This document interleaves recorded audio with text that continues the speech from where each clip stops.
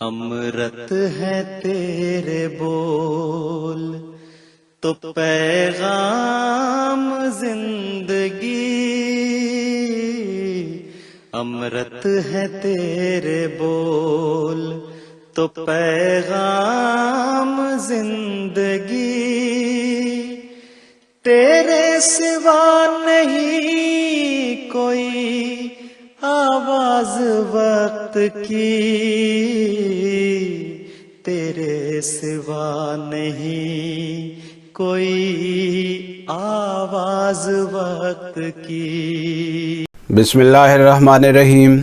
ناظرین اکرام السلام علیکم ورحمۃ اللہ وبرکاتہ۔ الحصار کے پلیٹ فارم سے آپ کی خدمت میں حاضر ہیں۔ 7 دسمبر 1974 کو جو فیصلہ ہوا، پاکستان میں کچھ سر پھرے اس کی گولڈن جوبلی منانے کی کوشش کر رہے ہیں، اور میں نے جب اس سارے 50 سالوں پر غور کیا کہ انہوں نے کیا کھویا کیا پایا، اور جماعت احمدیہ کے ساتھ خدا تعالیٰ کا کیا سلوک رہا، اور ان کے منصوبے خدا تعالیٰ نے کس حد تک ناکام کیے، اور آج بھی ناکام کر رہا ہے اور آئندہ بھی ناکام کرے گا، تو مجھے اس سے زیادہ بہتر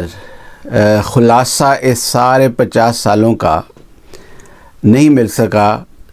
جو حضرت خلیفۃ المسیح رابع رحمہ اللہ کے ان 2 اشعار میں ملا ہے۔ تو ان 2 اشعار کو ہی اس گولڈن جوبلی کا عنوان بناتا ہوں کہ گولڈن جوبلی منانے والوں سنو۔ حضرت خلیفۃ المسیح رابع رحمہ اللہ فرماتے ہیں، الٹی پڑ گئی سب تدبیریں،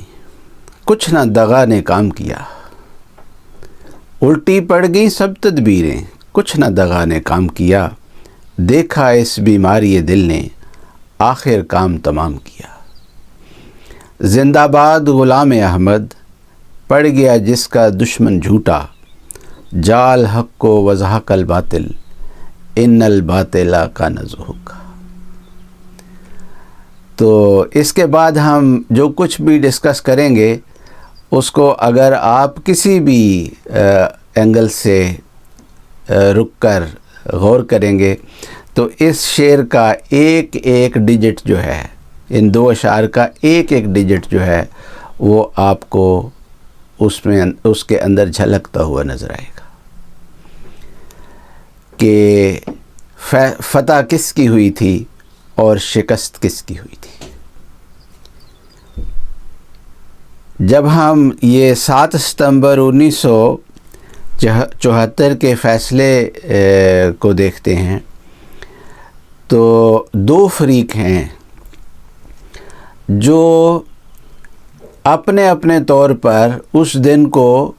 یوم فتح قرار دے رہے ہیں۔ جماعت احمدیہ کے مخالفین کا کہنا یہ ہے، ان کا دعویٰ یہ ہے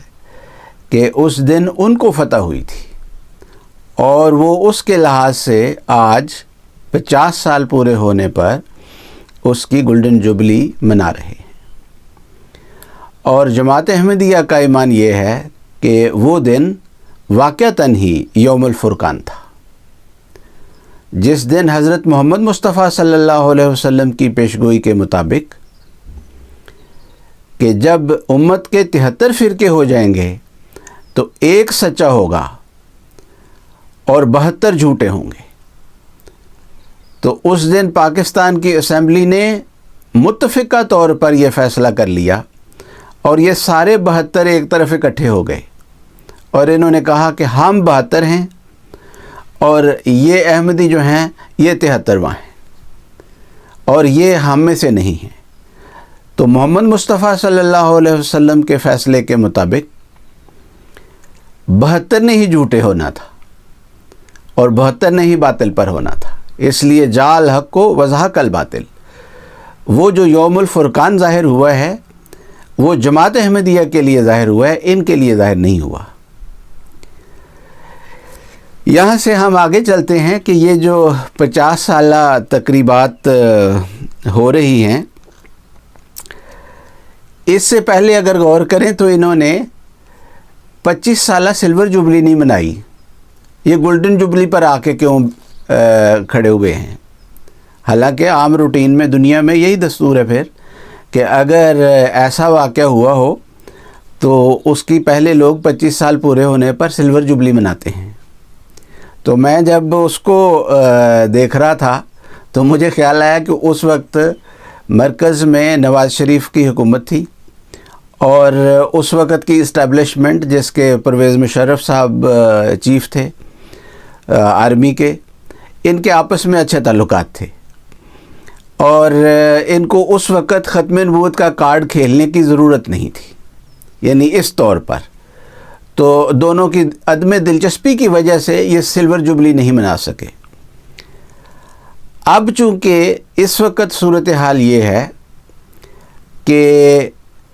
ملک میں سیاسی، معاشی، معاشرتی ہر قسم کی ایک ابتری ہے، اور وہ ابتری اپنی انتہاؤں پر ہے، دہشت گردی ہے اور ہر طرف اعلان جنگ ہے، اور ملک ٹوٹتا ہوا ہاتھوں سے نکلتا ہوا نظر آ رہا ہے۔ تو یہ جو فتنہ و فساد کے خوگر لوگ ہیں، یہ جو ملک دشمن عناصر ہیں، ان کے لیے اس سے بہتر وقت نہیں ہے کہ یہ اصل مسائل جو ہیں قوم کے، جو اصل پرابلمز ہیں، ان سے توجہ ہٹانے کے لیے اس قسم کی جو تقریبات ہیں ان کا انعقاد کرتے ہیں۔ اور آپ دیکھیں گے آئندہ آنے والے دن جو ہیں وہ اس بات کو مزید وضاحت سے کھول دیں گے کہ یہ جو آج کا جلسہ ہے مینار پاکستان پر یا دوسری جگہوں پر جو جلسے ہو رہے ہیں،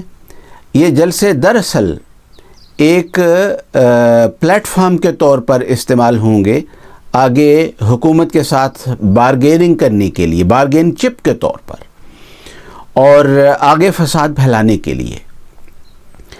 تو یہ اس گولڈن جوبلی کا ایک پس منظر ہے۔ اب یہ گولڈن جوبلی جو ہے جو مینار پاکستان پر منائی جا رہی ہے، اس میں ہم دیکھیں گے کہ آج یہ دیوبندیوں کے علاوہ، اور دیوبندیوں میں سے بھی یہ فضل الرحمان پارٹی کے علاوہ جو باقی مسلمان فرقے ہیں، ان کے سربراہ جو ہیں وہ کس حد تک شامل ہوتے ہیں۔ مجھے ابھی تک سر دست معلوم نہیں کہ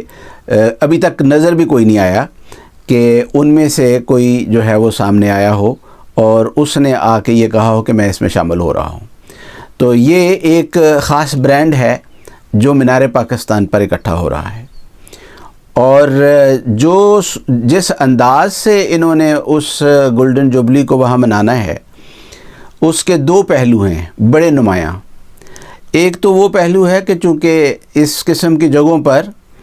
لوگوں کے لیے پیشاب پخانہ کرنے جو طبی ضروریات ہیں ان کو پورا کرنے کے انتظامات ہی نہیں ہوتے، اور مسلسل ان کے جلسوں کا یہی حال ہوتا ہے۔ تو اس میں ظاہری طور پر اس قدر یہ گند پھیلا کے جاتے ہیں کہ اس کے بعد وہ جو بیچارے سرکاری اہلکار جن کو سارے گند کو اٹھانا پڑتا ہے، وہ جس طرح کے تبرے پھر بھیج رہے ہوتے ہیں، جس طرح کے کامنٹس ان کے آ رہے ہوتے ہیں، وہ بیان ہی وہی کچھ ہونا ہے، آج بھی وہی کچھ ہونا ہے۔ ایک تو وہ حصہ ہے جو ظاہری گند کا ہے، ایک وہ حصہ ہے جو بدزبانی کی صورت میں وہاں پر موجود ہوگا کہ احمدیوں کے خلاف ہر قسم کی گالم گلوچ جو ہے وہ روا رکھی جائے گی، اور ہر قسم کی نفرت اور اشتعال انگیزی جو ہے اس کو سرکاری سطح پر پروموٹ کیا جائے گا، اور حکومت کے نمائندے وہاں پر موجود ہوں گے، اور ان کی موجودگی میں یہ ساری نفرت جو ہے وہ پھیلائی جائے گی۔ وہی ریاست، وہی حکومتی ادارے جن کا قانونی فرض ہے کہ وہ نفرت پھیلانے والوں کو سزا دیں اور ان کو روکیں،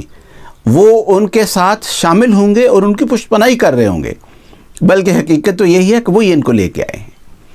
ان کے پاس تو ان کے گھر میں اتنے دانے ہی نہیں ہیں کہ یہ آ کے تو اس طرح کے پروگرام جو ہیں وہ کسی جگہ پر کر سکیں۔ ان کو پہلے پیسے ملتے ہیں، پہلے گارنٹیاں ملتی ہیں، پھر یہ پروگرام کرتے ہیں۔ تو ایک طرف تو وہ گند ہوگا جو ظاہری طور پر پھیلایا جائے گا، دوسری طرف وہ گند ہوگا جو وہاں پر بکا جائے گا۔ لیکن اگر آپ اس گولڈن جوبلی کے جشن کے ایجنڈے کو دیکھیں اور اس کے بعد جو آج وہاں پر ہوگا سارا کچھ اور جو ہو رہا ہے، اس سارے کو غور کریں تو آپ کو شان خاتم الانبیاء محمد مصطفیٰ صلی اللہ علیہ وسلم کا بیان کہیں نظر نہیں آئے گا کہ حضرت محمد مصطفیٰ صلی اللہ علیہ وسلم رحمت للعالمین تھے، اور یہ کہ آپ کی پاک سیرت جو ہے،